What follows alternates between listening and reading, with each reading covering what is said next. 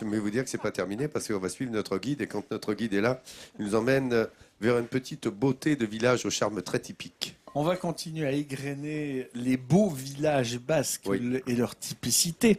Étape ce matin dans une bastide qui a été fondée au XIIIe siècle par des moines prémontrés. Ainhoa fut jusqu'au XIXe un important relais sur la frontière pour les pèlerins, mais également pour les muletiers. Histoire de découvrir à Ainhoa l'importance d'une des notions fondamentales du Pays basque, l'Etché. Niché dans l'entrelac des collines veloutées des Pyrénées basques, le village d'Ainhoa se protège du temps qui passe.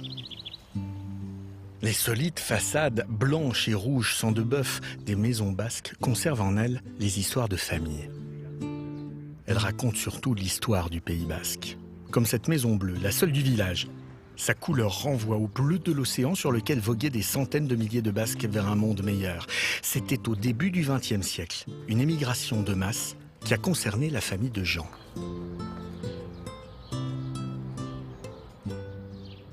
Les gens ont pour habitude qu'au Pays basque, les maisons soient rouges, soit vertes. Alors nous, on a une maison bleue. Pourquoi? Parce qu'on a des ancêtres qui sont partis au Chili au début du XXe siècle. C'était le droit d'aînesse. L'aîné récupérait la maison, la propriété, et les autres, comme la situation économique, je pense à l'époque, était difficile, il fallait chercher du travail et refaire sa vie. Donc les gens allaient en Amérique du Sud. Donc c'était Chili, Argentine, Bolivie.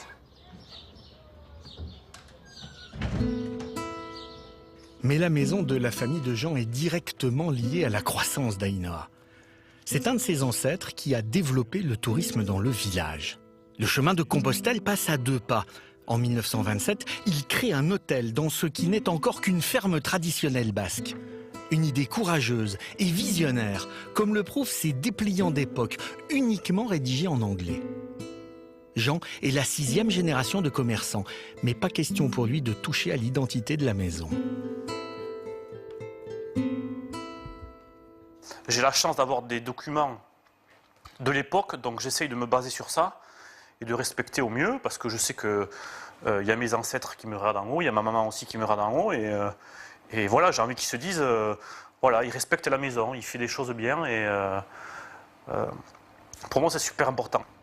Jean n'imagine pas faire sa vie ailleurs. Etché, la maison est un membre de la famille à part entière. Le bâtiment, c'est pas simplement du parpaing, quoi. Ce qui est important et que les gens comprennent, c'est que la maison basque, dans la tradition basque, c'est quelque chose de super important. La famille passe, la maison, elle reste, quoi. La maison, elle a 350 ans et c'est important de faire vivre ça, quoi, de la respecter. C'est ça qui est super important pour moi et je pense pour la majorité des Basques. L'autre héritage que fait perdurer Jean, c'est le gâteau basque. Pâte à gâteau, crème, les ingrédients sont simples et pourtant à Ainhoa, il y a autant de recettes que d'habitants. Alors, ce qu'on dit, il y a une recette de gâteau basque par maison. Chaque recette de gâteau basque est différente. On pourrait dire que c'est un peu la carte d'identité de la maison, quoi. Le gâteau basque, c'est le secret de la famille. On le garde pour soi et on le transmet de génération en génération. Alors moi, j'ai la chance d'avoir connu la tante à ma maman, tante Henriette, qui était donc la sœur de mon grand-père, née en 1901 à Ainhoa, et qui faisait son propre gâteau basque. Et donc elle m'a su un peu transmettre un peu la recette. J'ai pu retrouver un peu une recette écrite sur un vieux papier. Donc on essaye un peu de respecter, et puis à partir du moment où la recette est bonne, après l'avoir testée plusieurs fois, on la conserve. Et voilà, on a un gâteau basque cerise, un gâteau basque crème. Mais toutes ces belles traditions séculaires ont failli ne jamais être transmises. Au XVIIe siècle, les flammes ravagent Ainhoa. Pendant la guerre de 30 ans, les Espagnols incendient et pillent le village. Il ne reste plus alors qu'une seule maison debout, celle-ci. Pendant des années, le village se reconstruit lentement. Et aujourd'hui, ces maisons, toutes d'anciennes fermes, sont classées. Car à Ainhoa, on construit, on rénove, mais selon une charte esthétique bien précise. On est obligé de respecter déjà les couleurs, l'architecture, on ne peut pas faire ce qu'on veut. On a la BF qui est très très vigilante, c'est l'architecte des bâtiments de France, qui est toujours sur le qui-vive, voir ce qui se fait à Hainaut. Donc, mais justement, la majorité des gens sont pour conserver justement cette architecture. Hein. Philippe et Jean tiennent à nous montrer le bijou protégé du village, l'église Notre-Dame de l'Assomption. Le Pays basque n'a été christianisé que tardivement, au XIIIe siècle. Pourtant, la foi est profondément enracinée dans la culture basque et les églises sont parmi les plus belles de France. Elles ont une particularité qu'on ne retrouve nulle part ailleurs. Ce sont ces balcons, les tribunes. Les gens sont surpris, les nombreux visiteurs, parce que la spécificité, c'est que nous avons ici des tribunes qu'on appelle au Pays basque galeries. Alors pourquoi? Disons qu'après le 15e et 16e siècle, l'église étant trop petite, on a surélevé les galeries et les hommes s'installent pour les cérémonies aux galeries et les dames restent en bas. Et pourquoi les dames restent en bas? Eh bien parce que les dames, en général, c'était elles qui s'occupaient en général des rites funéraires, des tombes.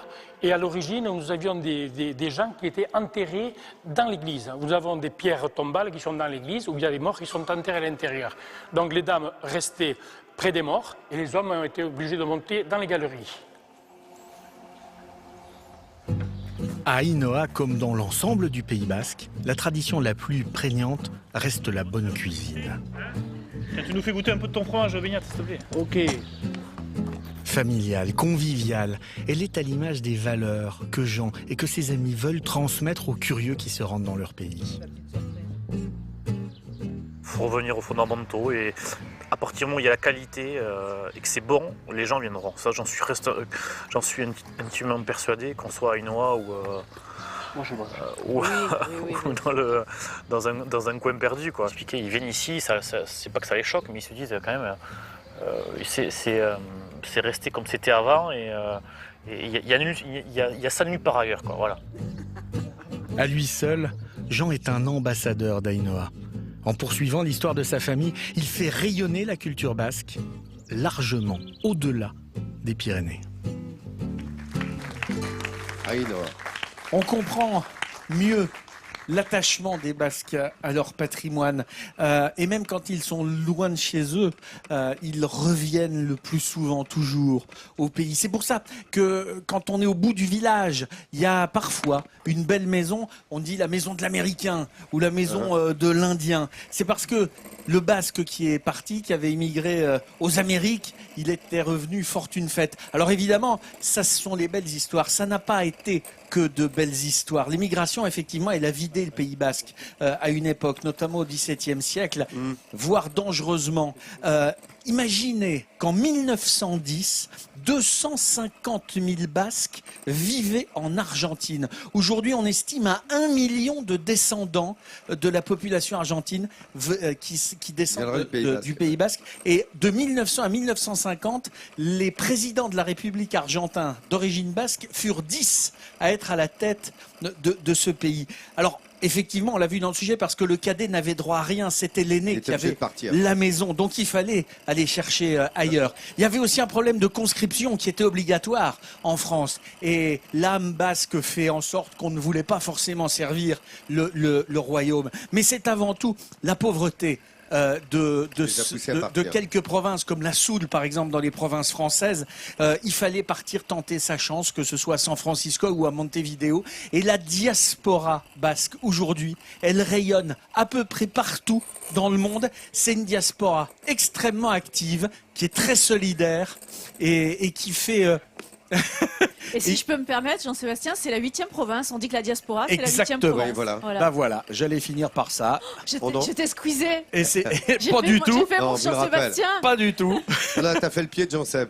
Non, on vous rappelle pourquoi la diaspora, c'est la 8e province. Parce que ce Pays basque est constitué de 7 provinces, dont 3, évidemment, voilà. 3 en France, le Labour, la Basse-Navarre et la Soule. Et 4 en Espagne.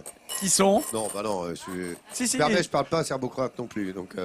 Voilà, tu m'auras pas sur le coup parce que j'ai déjà du mal à dire Bidassoa. Il est taquin quand même aujourd'hui. Hein. Ah, je sais pas. Oh, quel gredin, quel chenapan. Il y en a une qui est difficile à prononcer. Oui, je sais. Oui, bah tu vas me la donner d'ailleurs parce que tu la tiens. Guipuscoa. Pardon? Donne-moi les 3 Ah non, autres. parfait, également. il a dit parfaitement. Bon, parfaitement. alors- Et les 3 autres alors? Et les 3 autres. Il y a la Navarre. Non, c'est en Non, non, France, de l'autre ça. côté, de l'autre La Navarre, l'Alvala. La Lava. La Lava, pardon. Ouais. Et puis, je Et- sais plus la quatrième. Et la Biscaye. La Biscaye, bien sûr. Voilà. Et voilà. Ok. Camembert. Ok. Ou alors on sait. Voilà. Et on ne plante pas ses petits camarades. Merci beaucoup pour toutes ces précisions, Stéphanie. Eh bien, Toi qui connais les 4 provinces elle vous en espagnoles. C'est très bien. Bravo. Je te félicite. Je te donne un bon point. Toi, tu as bien travaillé.